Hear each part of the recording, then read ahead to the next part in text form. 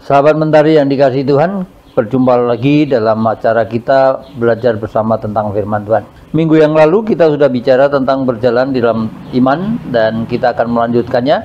Namun sebelum melanjutkannya, mari kita berdoa. Bapa di surga, Bapa yang kami sembah dalam nama Tuhan Yesus, terpujilah namamu. Engkau Allah yang hidup, Allah yang mengaruniai kami Roh Kudus. Biarlah kiranya Engkau urapi kami dengan Roh-Mu dan kami boleh memahami, mengerti dan menerapkan firman-Mu dalam kehidupan kami.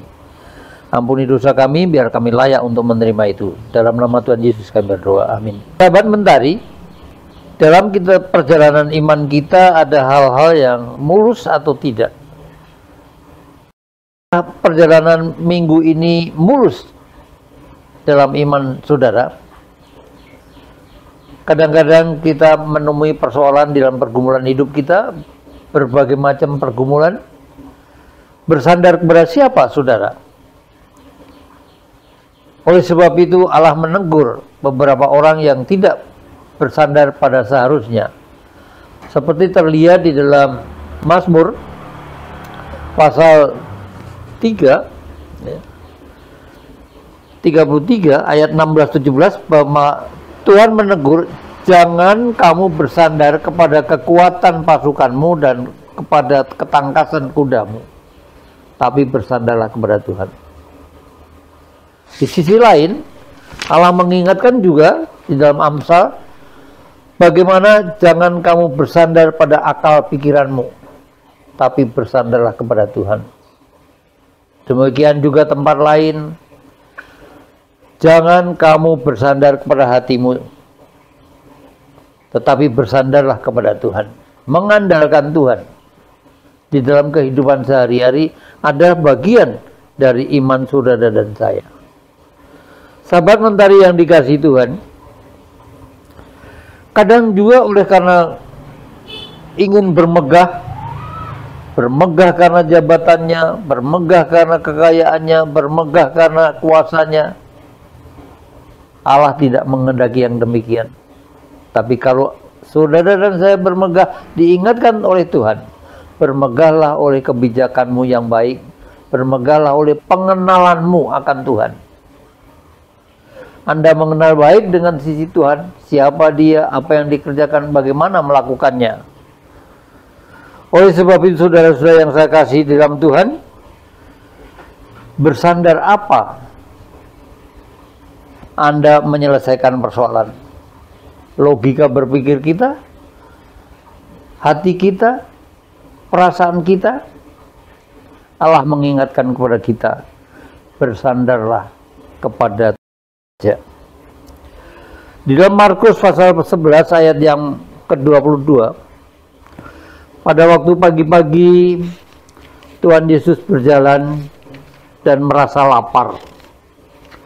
Dia berhenti di pinggir jalan dan melihat pohon ara.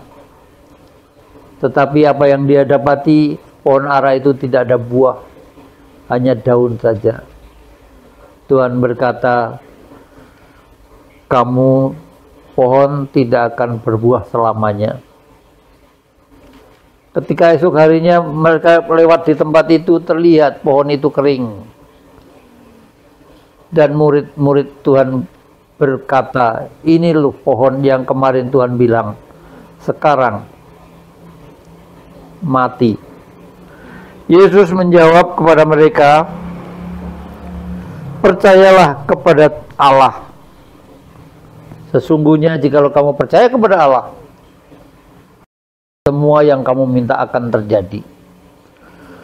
Sahabat Mentari yang dikasihi Tuhan, mari kita memperhatikan kehidupan orang-orang yang percaya kepada Allah. Bahwa saudara dan saya pasti mempunyai rasa takut suatu ketika, rasa khawatir. Nah, kita belajar dari orang yang merasa takut. Mari kita melihat 2 Tawarikh 20, kitab 2 Tawarikh pasal yang ke-20. Kita akan lihat di sana. 2 Tawarikh pasal 20 tentang Raja Yosafat. Bagaimana kita melihat Yosafat di sana? Kalau saudara mempunyai rasa takut, saudara harus bagaimana meresponnya. Itu yang penting dalam kehidupan kita. Yosafat diberitahu oleh anak buahnya atau stafnya bahwa dia akan diserang oleh Bani Amon dan juga Bani Moab yang bersama-sama orang pegunungan. Kemudian apa yang kita lihat di ayat ketiga? Yosafat menjadi takut. Yosafat menjadi takut oleh rencana penyerangan dari pihak Amon, kemudian Moab dan orang dari pegunungan itu. Tetapi dengan tenang, Yosafat lalu memutuskan untuk mencari Tuhan. Mencari Tuhan. Bukan mengandalkan kekuatan dan strateginya, tetapi dia memutuskan untuk mencari Tuhan. Lalu mengumumkan kepada seluruh rakyat Yehuda untuk berpuasa. Respon Yosafat bukan mengandalkan hati, pikiran, dan kekuatannya, tetapi mencari Tuhan dan mengajak rakyatnya berpuasa. Sahabat mentari yang dikasihi Tuhan, pengendalian diri merupakan hal yang penting dalam kehidupan kita, sehingga kita tidak panik menghadapi pergumulan itu, tetapi kita dengan tenang mencari Tuhan untuk mencari solusinya. Di dalam ayat berikutnya kita melihat apa yang dilakukan Yosafat. Di dalam ayat ke-6 kita melihat Yosafat di tengah-tengah rakyatnya, ya Tuhan nenek moyang kami, bukankah Engkau Allah di dalam surga? Bukankah Engkau yang memerintah atas segenap kerajaan bangsa-bangsa? Kuasa dan keperkasaan ada di dalam tangan-Mu, sehingga tidak ada yang dapat bertahan melawan Engkau. Allah sangat berkuasa. Yosafat menyadari itu, tidak ada orang yang bisa melawannya. Oleh sebab itu sahabat yang dikasihi Tuhan, jika ada persoalan, larilah kepada Tuhan, mengandalkan Tuhan dalam kehidupan saudara. Itulah perjalanan hidup. Oleh sebab itu mungkin judul yang bagus adalah bagaimana seharusnya kita beriman di dalam Tuhan. Tuhan pakai orang Lewi untuk menyatakan jangan takut dan kecut hati, karena Allah yang akan melawan musuh-musuh Anda. Dan apa yang terjadi? Musuh ini peperangan yang unik. Pada waktu mereka bersorak-sorai, perlu diketahui, Yosafat mengumpulkan orang-orang untuk memuji dan memuliakan Tuhan bersorak-sorak. Dan pada waktu mereka bersorak-sorak, ini unik ini, antara Moab dan Bani Amon bersekutu untuk membasmi orang-orang pegunungan itu yang mereka juga bersama-sama ingin melawan Yosafat. Sesudah itu apa yang terjadi? Antara Moab dan Bani Amon, mereka saling membunuh. Dan pada akhirnya semua binasa. Dan yang diperintahkan Allah, Yosafat turunlah ke gelanggang pertempuran. Mereka melihat semua udah mati, maka Yosafat dengan rakyatnya tinggal menjarah apa yang ada pada mereka dan menghasilkan banyak.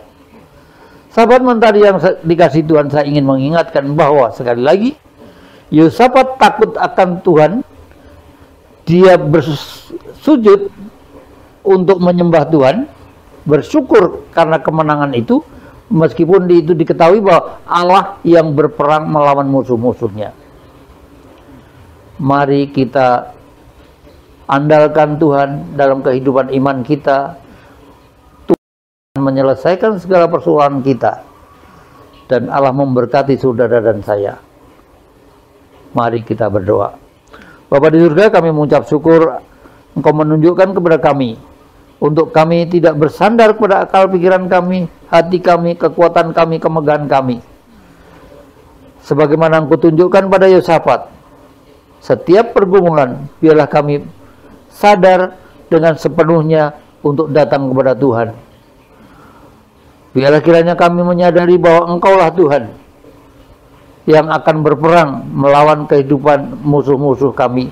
Engkaulah yang akan berperang pada persoalan kami, dan Engkaulah menjadi solusi kehidupan kami. Terima kasih Bapa, dalam Yesus kami berdoa. Amin.